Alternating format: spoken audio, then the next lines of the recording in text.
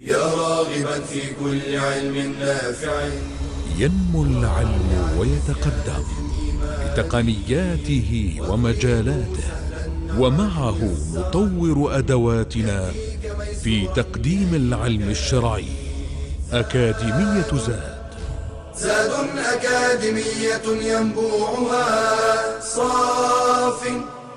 صاف ليروي غلة الظمآن، والسنة الغراء شارحة له، فهما لنا من ربنا وحيان. بشرى لنا زاد أكاديمية للعلم كالأزهار في البستان.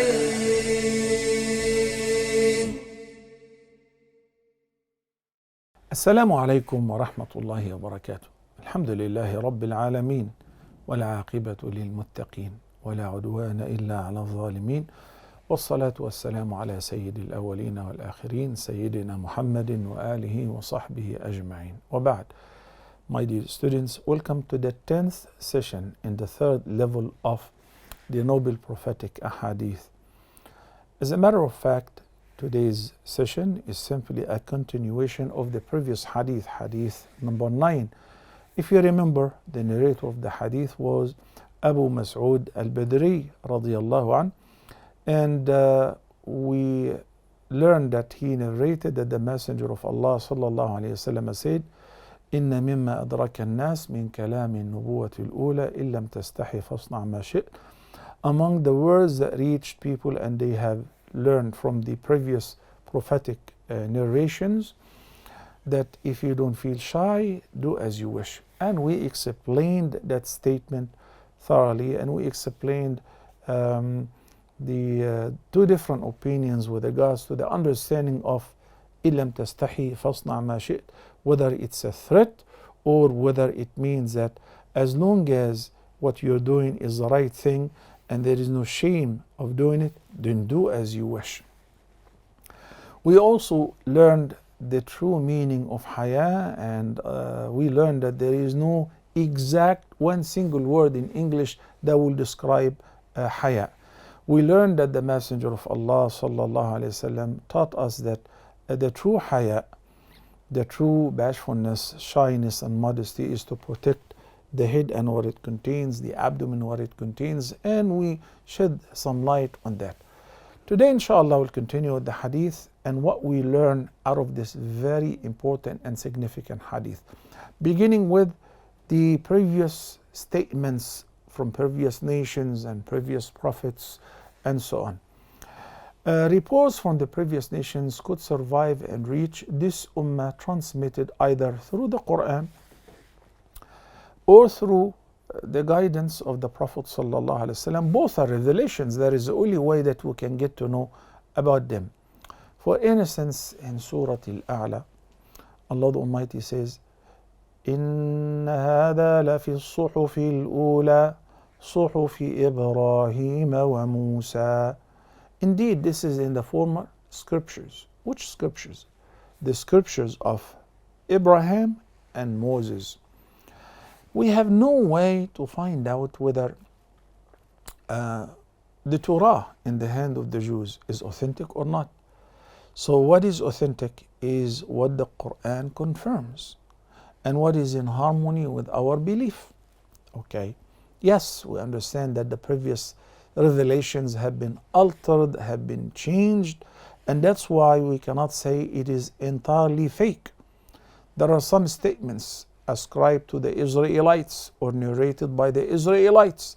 We need to look into them and see what is in harmony with our faith and what is contradictory. If it is something that alhamdulillah our faith approves and regards as correct and as guidance, we act upon it.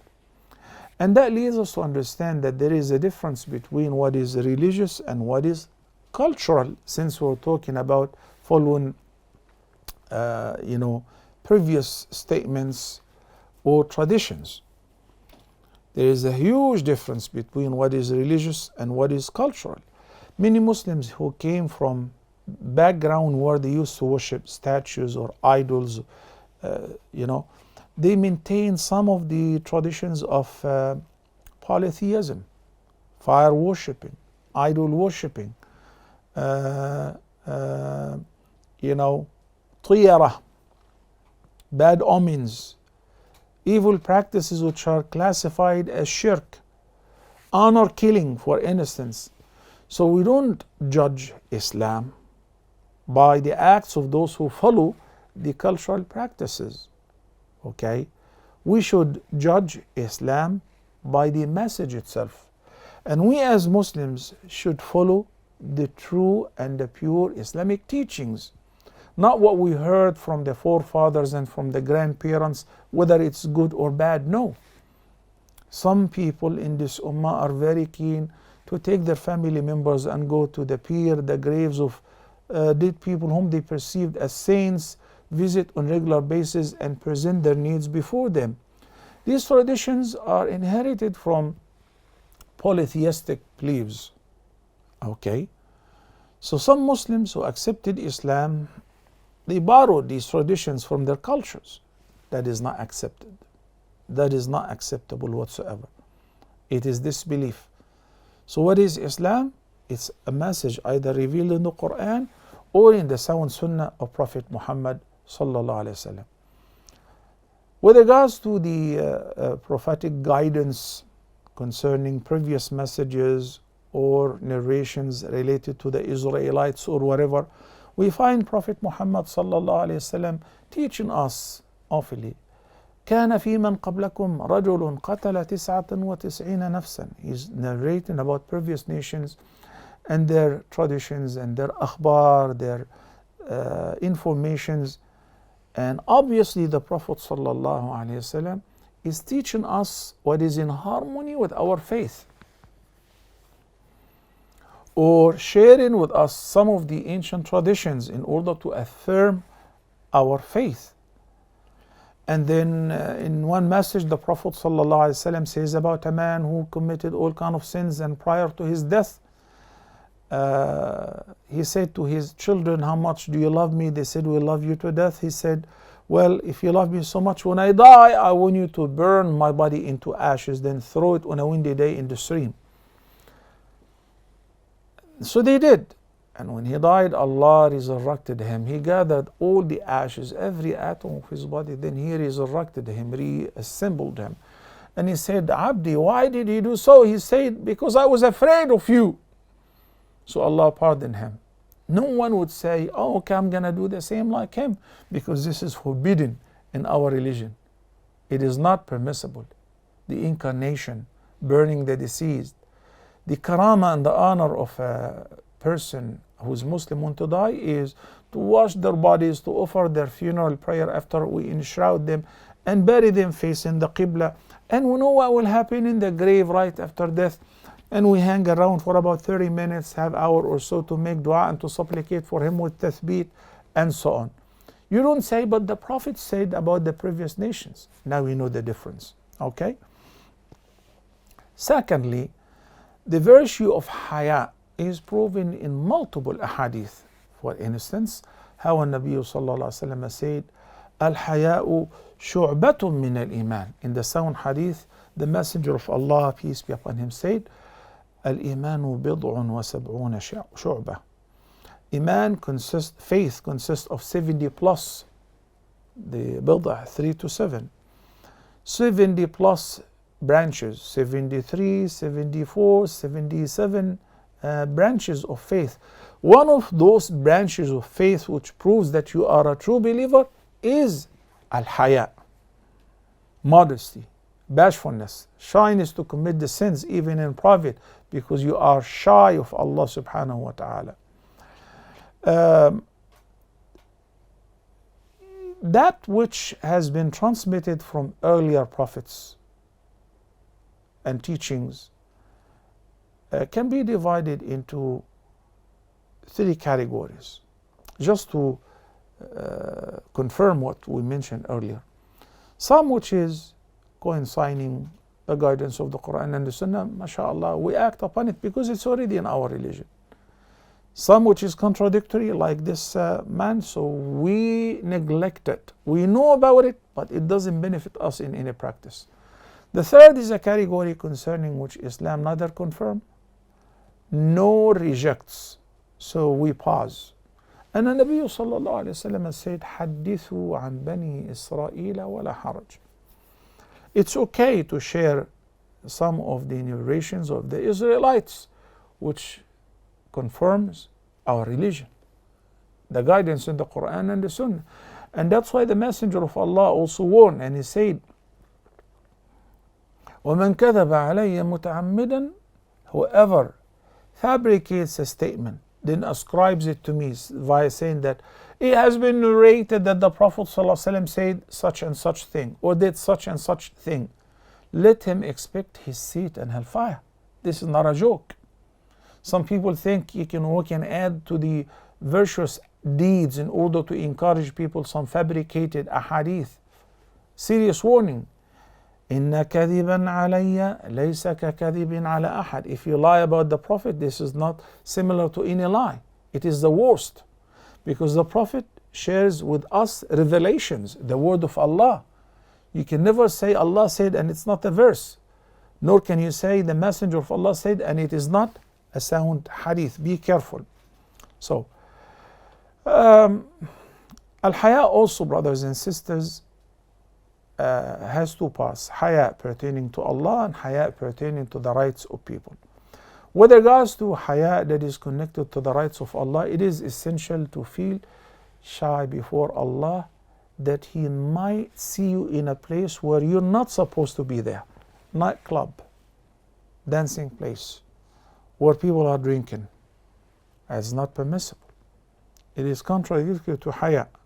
If you feel shy from Allah, do not exist in a place where Allah is being disobeyed. Nor to miss you in a place where you're supposed to be there at this time. Friday prayer. Where are you now? I'm so tired last night, or I slept late because I was watching a very interesting movie. So you miss Fajr prayer until sunrise. And you miss the Jumu'ah prayer. Why? You're supposed to be there. Allah is expecting your presence there. So if you're not shy from Allah, you wouldn't mind. But a person who has haya from Allah subhanahu wa ta'ala will make certain to be at the right place, at the right time, where Allah subhanahu wa ta'ala wants him to be. Al-haya, generally speaking, is entirely praiseworthy characteristic. As for that shyness which prevents you from doing what is obligatory, or causes you to ignore what is haram and to still fall on it, in it, that is not called haya though. That is called khajal. What is khajal? Khajal is to feel shy to pray like in public, because what people would say about me. A sister feeling shy to wear hijab because she's traveling to the west, that's called khajal. That is the opposite of haya. Subhanallah. Khajal or embarrassment. In our deen, one should not be in a state of embarrassment. If you're doing what Allah has commanded, if you're abstaining from what Allah has forbidden, if you're a public figure and somebody asking you in public or in a TV show, why don't you drink? You're a big basketball player, you're a big politician, why don't you drink? If you say, well, because I don't like it, because it doesn't have a good taste, then that's called khajal, and you're blameworthy. Why don't you drink? Because it's against my religion. Why don't you shake hands with other beautiful women? Because it's against my religion. As simple as that. So failing to enjoy what is good or forbidding what is evil, or to practice the deen of Allah subhanahu wa ta'ala, is called khajal. And this is something that you should be embarrassed of. Okay? You should be shy from Allah, not from people, when it comes to fulfilling what Allah has commanded. Do you guys know that Al-Haya is one of Allah's attributes? Yes, He said so.